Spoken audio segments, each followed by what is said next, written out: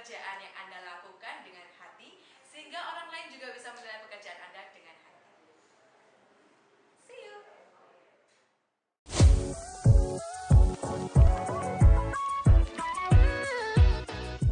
Halo sahabat sekalian, kembali lagi dengan Bintang Tamu Channel bersama saya Lisa Win, dan kali ini saya nggak sendiri. Saya bersama seorang artis, Amelia Limawarti. Makasih banget udah mau datang di Bintang Tamu Channel. Beliau ini adalah finalis IMB 5 besar ya sahabat sekalian, dan beliau juga memenangkan lomba di Singapura, Taiwan, Malaysia, Beijing. Beliau ini mempunyai suara yang luar biasa tinggi. Amel, thank you banget sudah mau datang di Bintang Tamu. Sama-sama. Terima kasih juga sudah diundang ke sini, Cerisa. Bagaimana ini? Kok tambah cantik aja? Aduh, terima kasih. Dapat endorse ya. Tambah ayu loh, Mel. Aduh, terima kasih. Ya gimana ya, kan yang dijual tuh tampang ya, jadi kita tetap harus cantik ya. Cewek-cewek tuh harus tetap cantik. Semakin tahun, semakin bulan, semakin cantik. Masalahnya di situ. Semakin tua semakin cantik ya. Iya. Harus seperti itu, nggak boleh dong. Kalau semakin tua terus jadi semakin kendor gitu kan. Harus tambah cantik. Harus tambah cantik. Glowing paripurna menuju kesempurnaan 2024. Kayaknya saya salah kostum nih sahabat sekalian ya. Enggak lah, tetap cantik. Cantik dengan stylenya sendiri-sendiri kan. Ada Miss Malaysia datang. Miss Tropodo ini. Miss Tropodo. Gimana Mel? Terakhir karir nyanyi gimana? Udah mulai? Nyanyi, ya sekarang masih sibuk nyanyi juga. Di acara-acara off air sih, terutama. Kalau acara on airnya nggak terlalu banyak, karena kan memang aku memilih untuk stay di Surabaya. Ya sebenarnya kalau job on air tuh banyak kalau kita bisa stay di Jakarta, tapi hatiku di Surabaya. Nggak bisa kalau disuruh pindah ke Jakarta. Suaramu ini suara seorang diva loh. Wow, masa begitu sih? Iya lah. Ya menurut konon katanya menurut orang-orang begitu ya. Suara seorang diva, bahkan salah satu diva yang pernah bersanding suaranya mendelep. Ya. Tidak bisa menyebut merek. Ya memang waktu itu sebenarnya beliau itu bukan beliau tuh baik banget ya. Saya ngefans banget juga sama beliau. Jadi dia tuh pada waktu itu memang konsepnya dia nggak mau menonjol. Jadi gitu. Dirinya yang menonjol. Ya, jadi pada waktu itu kan kita grogi ya dengan diva sekelas beliau gitu kan. Jadi kita kayak, aduh, gimana nih gitu. Sampai tangan tuh udah dingin semua. Pokoknya udah kayak bener-bener grogi, ngelihat matanya aja udah kayak gak berani gitu. Udah kalah hawa gitu. Terus dianya bilang begini, Amel, nggak usah kamu takut. Malam ini kamu bintangnya, aku cuma nemenin kamu nyanyi gitu. So kayak, terharu banget. Jadi humble banget. Kayak, wah ini benar the truly diva. Kayak dari hatinya juga, dari attitude-nya nggak pernah nyusahin orang gitu kan. Banyak ya zaman sekarang ya yang kayak kemelinti gitu kan. Kemelinti sindrom ya kan, juga terkenal sedikit, selebgram dikit gitu kan, seleb talk dikit udah langsung kayak mau kayak gini gitu kan. Penyanyi juga banyak yang viral sementara, terus kemudian banyak yang star syndrome juga gitu. Tapi beliau ini benar-benar yang kayak wow. Iya, down to earth banget. Bahkan kan juga pada waktu itu dia juga nggak segan-segan untuk memberikan seperti kayak pujian, memberikan motivasi, memberikan nasihat. Itu nggak tanggung-tanggung gitu loh. Pada waktu itu kan juga hari yang sama kan juga aku nyanyi kan waktu itu. Dia sempat kasih standing ovation loh. Maksudnya nggak gampang loh kita tuh ngakuin kehebatan orang lain itu. Betul. Jadi aku benar-benar salut sih sama beliau tuh. Kamu nggak sayang dengan bakatmu kayak gini, kamu nggak hijrah ke Jakarta? Ya seperti yang kita tahu bukan nggak bisa berkarya dari Surabaya, tapi maksudku kamu tuh bisa lebih gitu. Jakarta berat ya Jakarta. Yang pertama sih kalau Jakarta aku merasa aku nggak cocok di Jakarta. Hatiku tuh nggak bisa di Jakarta. Nggak kerasan? Iya, kayak apa ya, orang-orangnya juga menurutku kalau ramah Surabaya loh. Iya. Jakarta tuh kayak, aduh bener-bener aku kamu gitu. Aku nggak ngurus kamu. Aku nggak ngurus nih kamu misal mau kesusahan kayak gimana, mau apa gitu. Dan kayak mereka tuh kalau yang bener-bener jahat, bener-bener intriknya itu kayak bener-bener gitu loh. Apa sih, kayak bener-bener yang bisa kalau kalau mau gue tusuk nih gitu, nggak pakai mikir gitu kan. Membunuh tanpa keluar darah. Iya, betul banget gitu. Jadi waktu itu juga ada sempat ada momen bahwa dimana aku ada bentrok juga, bukan bentrok sih, maksudnya ada yang iri juga sama aku gitu. Jadi aku ngerasain, oh ternyata tuh kayak di kehidupan di Jakarta tuh segini kerasnya ya. Dunia entertainment, maksudnya dunia entertainment Jakarta tuh kayak kayak gini ya gitu. Jadi kayak aku nggak bisa deh kalau di Jakarta. Aku kayaknya kalau sebenarnya tuh kayak lebih kayak friendly kayak gitu, yang mungkin kalau mau nusuk dari belakang juga mungkin masih mikir-mikir ya mereka gitu. Tapi kalau di Jakarta tuh kayak nggak pakai mikir gitu. Udah beneran mentalnya nggak sampai ke sana, yang penting tetap berkarya. iya, bukan mentalnya sih. Kalau aku bilang aku kuat sih kuat, cuman aku tuh kayak nggak cocok aja, vibes-nya tuh nggak cocok gitu loh. Bukan kamu, mungkin kamu Iya, merasakan tidak bisa menjadi betul. dirimu. Bukan diriku gitu. Sedangkan kan Cici tahu nih, misalnya kalau aku kan orangnya ramah, Ya, terus friendly. kayak mau nolong orang ya udah nolong aja gitu kan. Kalau mau ngapa-ngapain ya udah gitu, nggak ada maksud tersembunyi, nggak ada apa. Jadi kalau aku dihadapkan dengan orang-orang yang di luar vibesku itu, kayak aku ngerasa ini nanti aku bakalan tersakiti di sini gitu. Karena akunya tulus dan merekanya nggak tulus gitu kan. Jadi kayak aku merasa, kayaknya aku nggak cocok deh di sini. Jadi kalau misalnya sekarang ada job Jakarta juga biasanya aku atur gitu. Jadi misalnya kayak bulan depan kan ada ke Jakarta. Jadi aku aturin, nih tanggal sekian sampai sekian nih aku di Jakarta nih. Kalau mau ada job on air apa-apa bisa gitu. Setelah diatur sekali. Setelah itu balik. Ya, setelah itu balik. Nanti kapan-kapan balik lagi ke sana. Udah kayak gitu aja. Mending kayak gitu ya. Mending kayak gitu. Terus kan juga di sini aku berat juga, jujur berat sama keluarga juga gitu. Karena kan papa mama udah lumayan berumur kan. Jadi aku, ya mereka juga nggak menyuruh aku untuk merawat, cuman aku sendiri yang kayak, iyalah mau jagain aja gitu. Anak yang baik. Cantik, anak yang baik, pandai menyanyi, pandai cari duit, kurang apa coba? Tapi nggak pandai menabung. Pandainya pandai ngabisin ya. Karena nggak sih keserimpet gaun gitu. Wow, keserimpet gaun udah pernah berkali-kali juga sih, karena kan gaun itu kan kalau kita nyanyi kan macam-macam tuh. Desainer tuh kan kadang kalau kita penampilannya dia tahu kita orangnya atraktif nih, misal dia pasti kasih challenge ke kita buat cari gaun yang kayak gini gitu. Jadi pernah keserimpet, tapi puji Tuhan belum pernah yang sampai jatuh. Ya kan? Hampir jatuh berkali-kali. Ya, yang lebih memalukan itu ada sih sebenarnya. Bukan itu ya. Awal sahabat kalian kita Jadi ada 2 kali tuh. Yang sekali dua-duanya sama nih perihalnya, rambut palsu. Jadi waktu rambut palsu tuh yang pertama, aku lupa ini kejadiannya yang mana duluan ya. Pokoknya yang satu itu karena aku kan rambut aku pendek. Terus kan aku dikasih rambut palsu ponytail, ya ponytail kan, gitu kan, nempel tuh ada sirkamnya gitu kan, gitu, nempel lah gitu. Terus karena lagunya tuh pada waktu itu lagunya kayak lagu cepat semua gitu, saya kira kayak kok aku merasa nggak enak ya di rambut, kayak bolak-balik aku benerin gitu loh. Terus abis itu iya beruntung banget sih juga waktu itu lagu terakhir, kok nggak enak ya.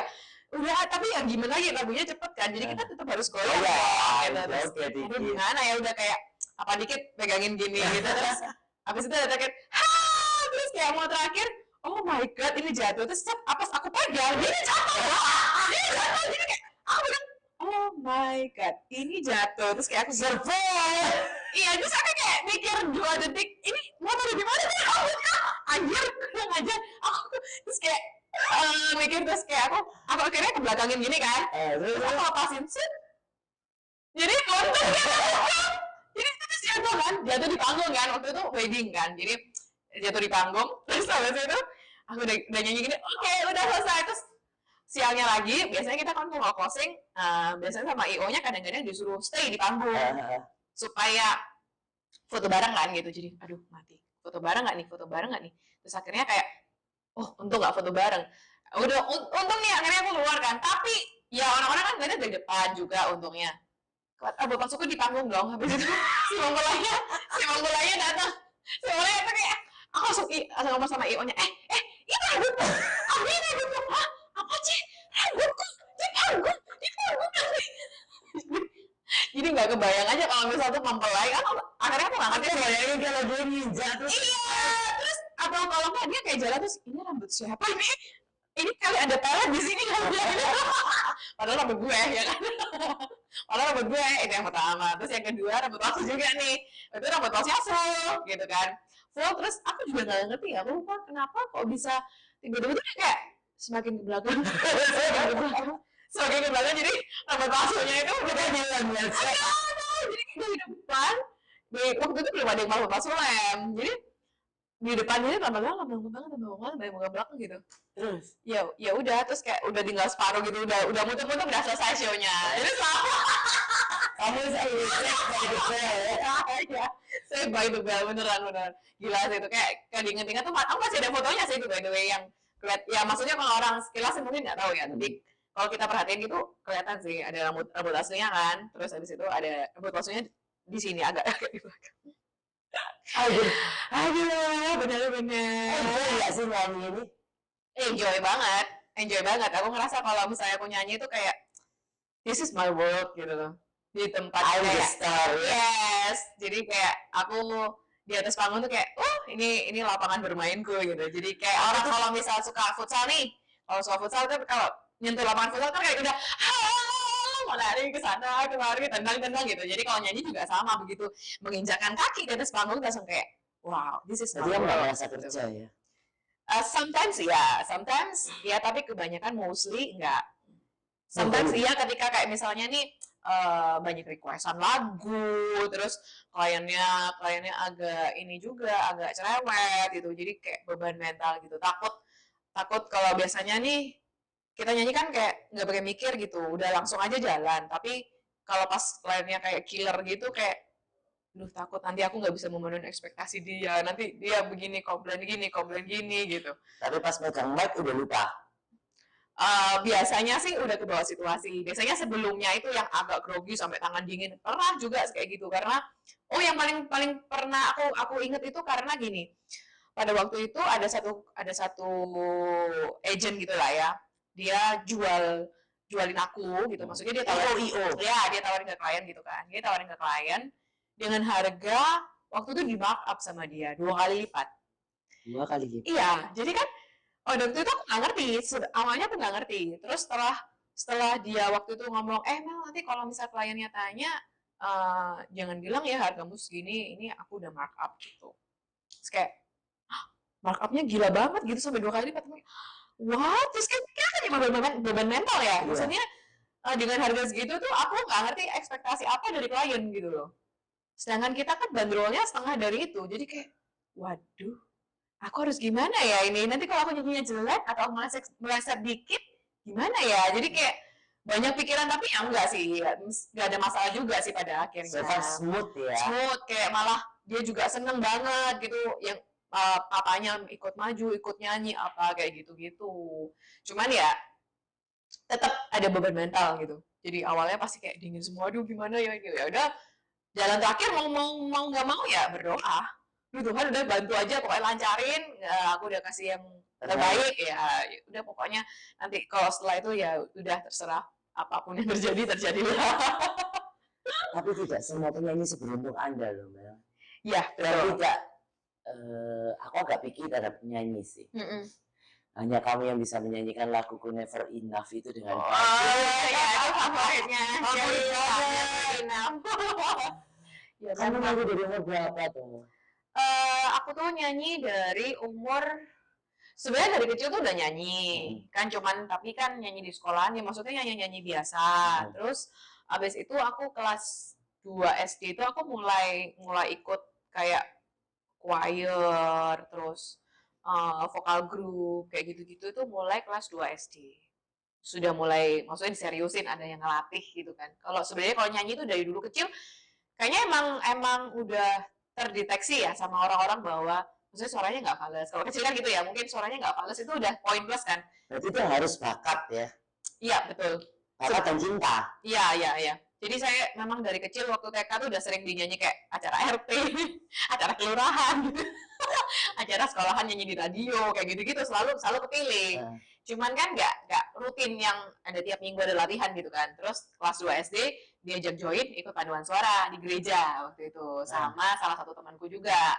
Terus ayo ikutan yuk gini. Oke, yuk gitu. Akhirnya dari situ rutin kan mulai latihan rutin. Terus akhirnya sampai yang si pembinanya ini pelatih di gereja ini dia bilang kayaknya kamu emang bakat dan kamu suka gitu. Jadi kalau bisa dilanjutin aja. Itu waktu itu SMP kalau nggak salah. SMP terus beliaunya ngomong kayak gitu, akhirnya sama mama juga gimana kamu mau nggak? Ya udah mau gitu. Ya udah terus akhirnya dari situ baru yang kayak bener-bener les yang bayar guru ya. Karena waktu kecil tuh yang dilatih sama orang gereja itu sama pembina di gereja namanya Kak Ina itu kita nggak bayar sama sekali. free ya dia. Free. Karena kan kita pelayanan di gereja gitu. Dia juga menganggap bahwa anak-anak ini juga bagian dari tugas dia untuk melatih gitu. Dan dia juga selalu kasih yang terbaik juga buat kita. Jadi meskipun kita free, dia juga kasih ilmunya banyak banget gitu ke kita. Jadi waktu itu kecil. Nyanyi lagu klasik. Oh, berarti kamu dari kecil udah bisa nyanyi Iya, lagu klasik. karena Kak Trivina ini, beliaunya ini adalah juara Seriosa se-Jawa Timur. Makanya kamu kalau nyanyi serius Iya.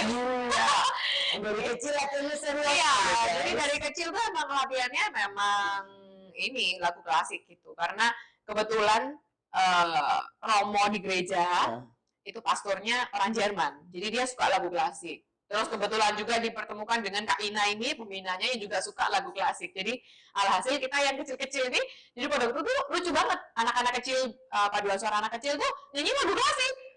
Lucu banget loh. Lucu loh. Iya, keren banget. Kita tuh waktu itu udah sempat kemana-mana, udah lomba-lomba segala macam itu udah juara satu kayak gitu.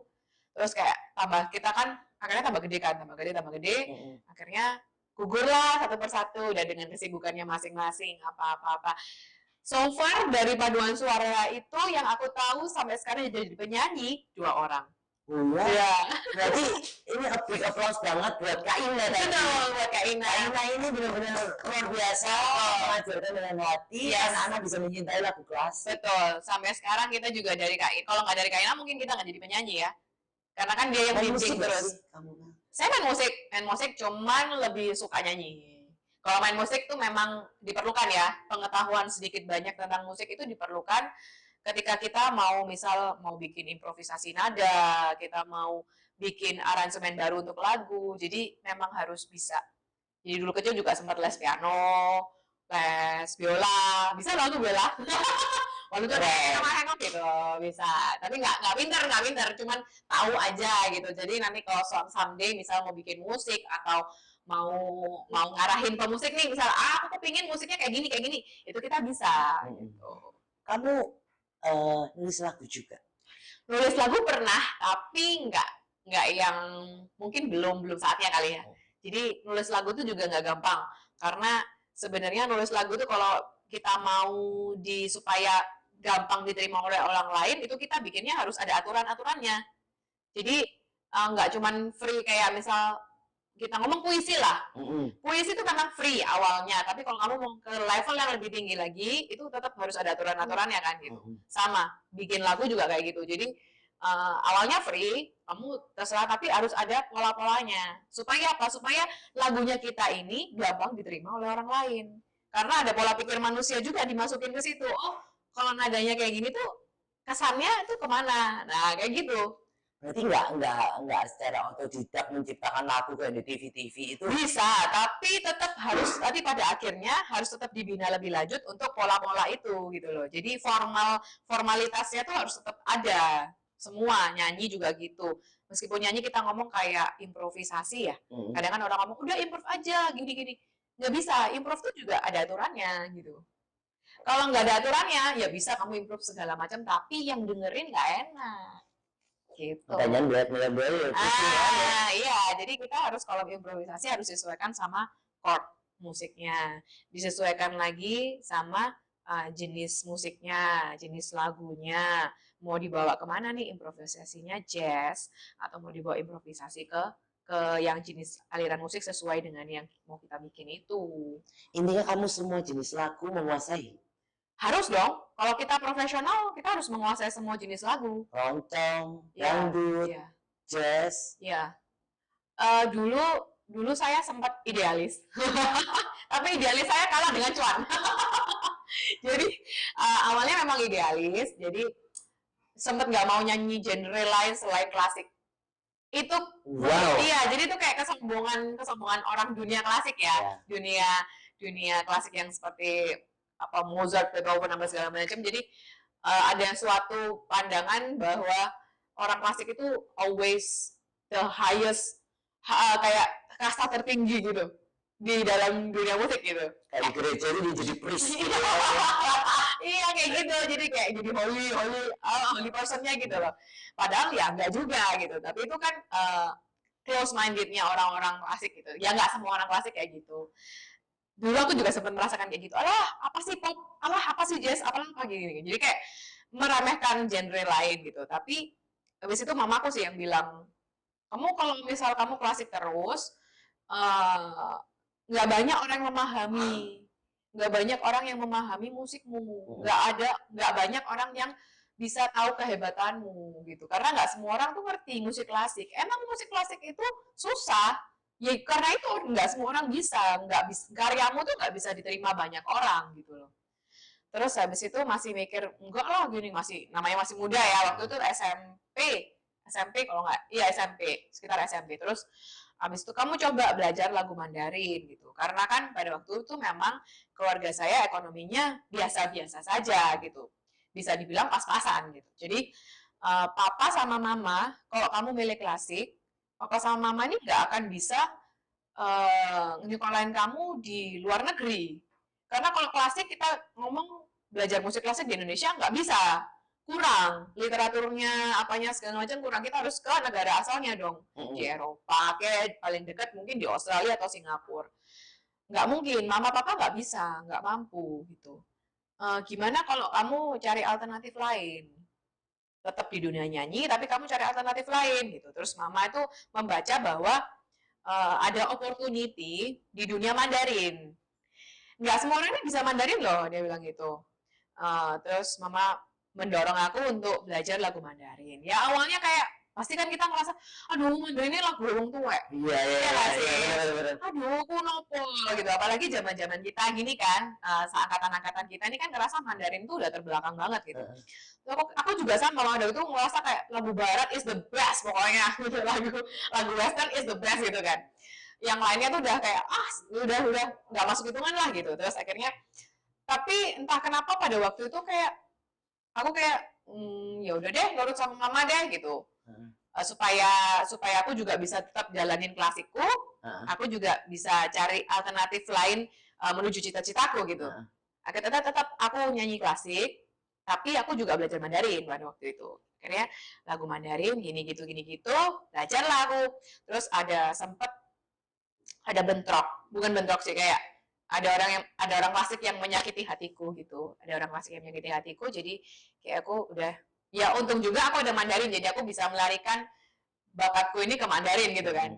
Jadi waktu itu klasik bener-bener aku yang udah tutup, udah nggak mau gitu. Cuman mungkin di gereja masih ya, cuman aku udah nggak belajar secara les lagu klasik gitu. Gara-gara sakit hati ya, gara-gara sakit hati sama orang itu. Terus akhirnya aku lesnya ganti, jadi enggak les sih, waktu itu nggak les, cuma belajar lewat internet apa gitu, nyamain pronunciation-nya kan susah tuh, nyamain pronunciation, terus kemudian juga belajar apa Mandarinnya dikit-dikit, ngapalin apa gitu. Terus masuklah di dunia wedding.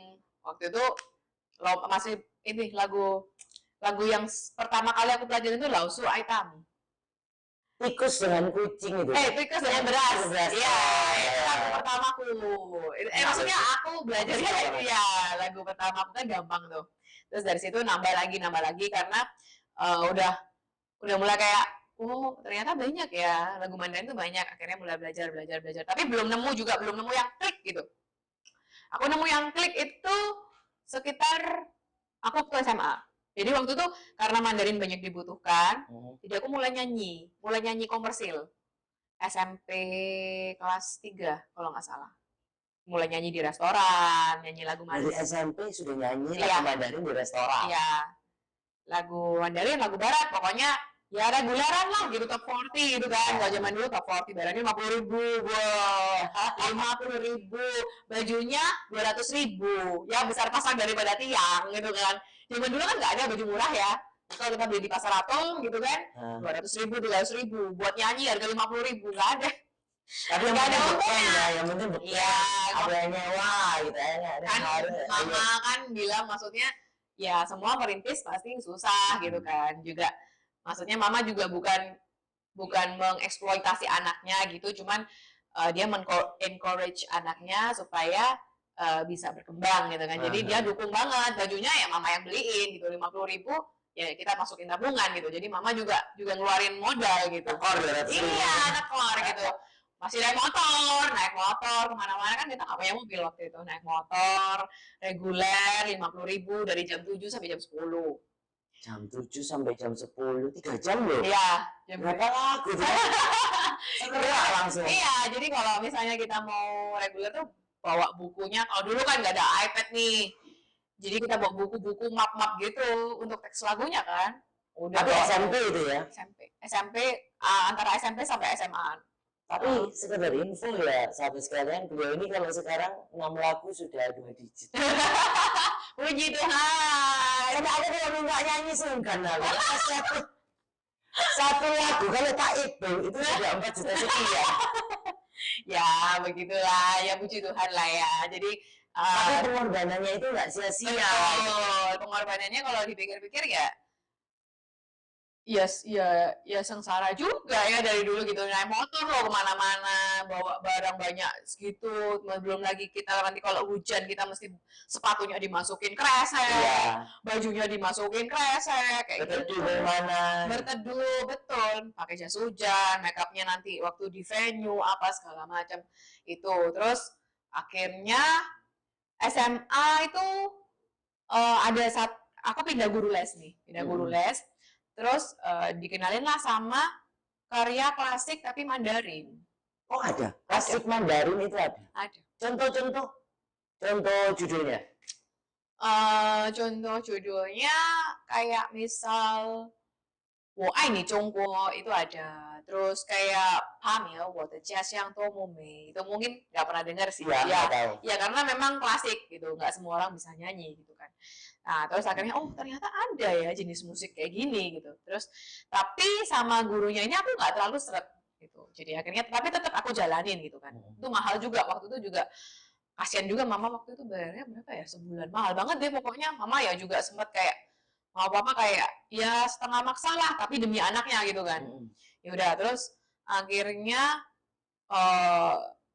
berhenti dari guru ini. Terus papa tuh kan mijet ya kan, mijet urat nih papa kalau yang butuh. Papanya dia itu buat aku itu salah satu guardian angel.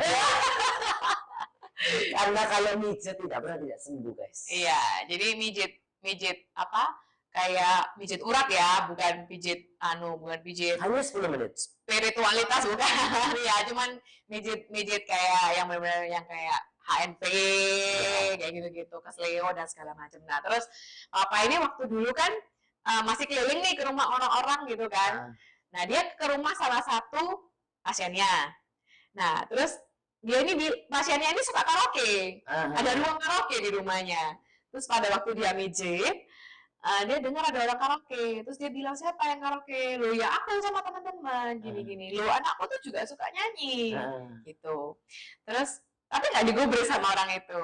Akhirnya pikirnya mungkin ya gimana sih gitu. Paling ya namanya orang nggak tahu pasti ngeremehin dong. Alat-alat kayak gimana sih anak Kombun gitu kan. Terus habis itu akhirnya nggak digubris, oh ya nggak apa-apa bawa kesini aja, tapi nggak ditindaklanjuti sama dia. Jadi cuman ya nggak apa-apa ya bawa sini aja gitu. Terus ya wes, akhirnya nggak ada omongan lagi kan, nggak dibawa ke sana. Terus kedua kali bapak ke sana, papa ngomong lagi, anak kan ya suka nyanyi loh. Tapi kan pada waktu itu nggak, handphone kan masih biasa ya, nggak bisa tunjukin video lah, rekaman suara kan nggak ada pada waktu itu.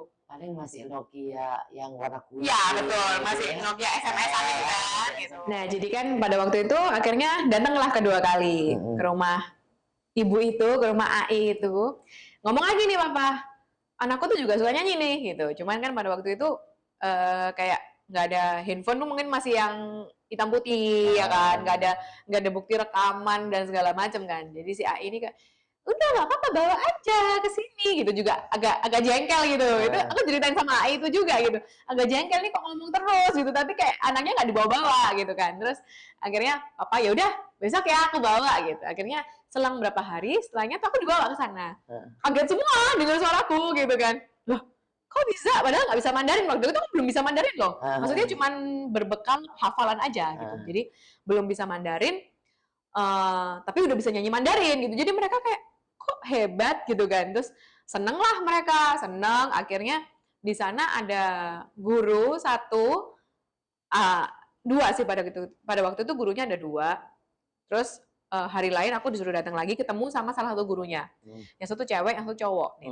Yang cewek terus kayak pada waktu itu coba kamu nyanyi gitu kan, terus didengerin sama dia, terus ngomong, iya bagus suaranya, oke, ya gitu. Terus kayak aku ngerasa kayak, kok nggak srek ya gitu, karena dia nggak komen apa-apa gitu. Terus yang cowok besoknya ketemu sama cowok, kan yang punya rumah itu bilang masih ada guru satu lagi nih, sebenarnya guru ini nggak ngajar, dia cuma ngajarin kalangan sendiri aja gitu. Cuman kalau dia ngeliat kamu pastinya seneng gitu. Ya udah coba satu cowok. Nah pada waktu aku nyanyi, dia langsung banyak kritiknya. Oh ini suaramu ini kurang gini, kurang gini, kurang gini, kurang gitu, apa-apa gitu. Terus akhirnya kayak, wah ya ini guru yang bener. Soalnya dikritik. Soalnya kritik, dia tahu salahku di mana gitu. Kalau cuma sekedar, oh ya lu oke bagus, buat apa aku les? Buat apa aku kursus ya kan? Nggak ngerti salahku di mana dong gitu. Kan aku harus milih guru yang bisa ngasih tahu salahku di mana. Gitu. Jadi akhirnya aku pilih lah guru yang kedua itu. Ya ternyata dia juga suka lagu klasik Mandarin. Itu sulit setauku. Iya jadi kayak ya bener-bener bahasanya udah sulit lah, iya, salah dikit beda. Betul. Jadi ya udah. Apalagi klasik loh. Kayak klub gitu. Jadi akhirnya kayak wah ini emang aku mau sama guru ini gitu. Juga aku pikir ini mungkin jalan Tuhan juga ya. Jadi karena aku sukanya apa dikasih yang kayak gimana jadi klub gitu. Udah, itu aku ingat waktu itu les sama Laoshi itu satu kali pertemuan, terus kedua kali pertemuan udah lomba. Menang. Juara 1. Keren aja. Jadi kayak langsung, hah? Jadi waktu di lomba tuh kan kalau lomba lagu Mandarin kan yang ikut juga itu aja kan gitu. Jadi begitu ada wajah baru gitu kan, langsung juara 1. Pada bingung semua. Siapa nih? Anakku sudah tak les kan 1001 purnama dengan puluhan guru. Iya, kalah gitu. Jadi yang biasa-biasa juara juga, yang menang juga heran, ini siapa sih orang ini gitu. Dari mana gitu kan. Yang guruku kan juga bukan officially yang ngajar gitu kan. Jadi orang-orang kayak, ini gurunya siapa? Ini anaknya siapa? Gitu kan. Jadi benar-benar yang kayak surprise. Terus setelah itu, 1 minggu setelah lomba, enggak. Setelah lomba juara 1 menang, besoknya masuk rumah sakit. Kok bisa? Jadi pada waktu itu kan memang kondisinya lagi nggak bagus. Ternyata aku tuh DB, tapi kan nggak ngerti nih. Karena aku mau lomba juga, jadi aku kamu euforia, nggak ngerasain. Iya, terus kayak waktu lomba juga, aku nggak mau periksa ke dokter karena takut nanti misal kalau ada apa-apa kan aku nggak bisa ikut lomba gitu. Jadi aku udah tahan-tahanin aja gitu. Tahan-tahanin aja ikut lomba. Terus karena kalau DB juga kan kalau pagi kan sehat kan, biasa aja gitu kan. Sore. Jadi habis pulang lomba, masih naik motor itu sama mama, naik motor dari ITC waktu itu lombanya di ITC, pulang sampai rumah ini maghrib, sampai maghrib, udah ngedrop banget itu badannya, jadi masuk ke rumah tuh udah nggak bisa, udah kayak ngesot gitu, udah nggak kuat badannya, besoknya langsung masuk rumah sakit, kan nunggu hasil lab kan, tapi worth it lah juara 1 jadi ya udah dari situ mulai karir di dunia Mandarin gitu. Terakhir nih untuk sahabat di rumah, ada pesan kesan terutama mereka-mereka yang anaknya atau lagi meniti karir tidak hanya di dunia nyanyi ya, di dunia entertain lah. Di dunia entertainment, dunia apapun ya. Ya.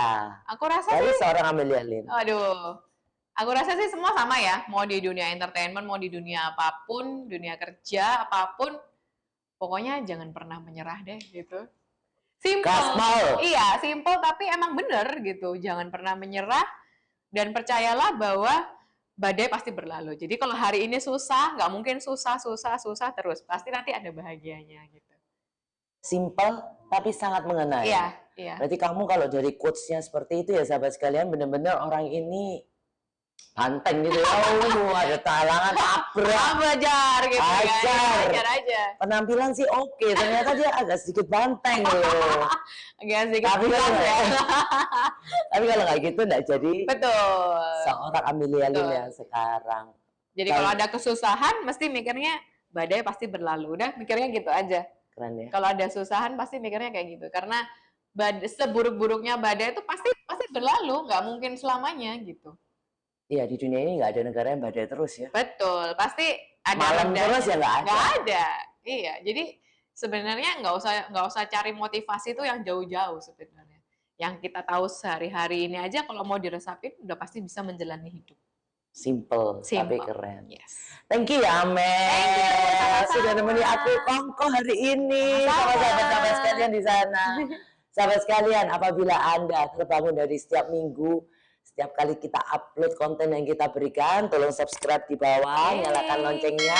Dan sekian dari saya, Lisa Wun di Bintang Tamu Channel. Bye. Bye.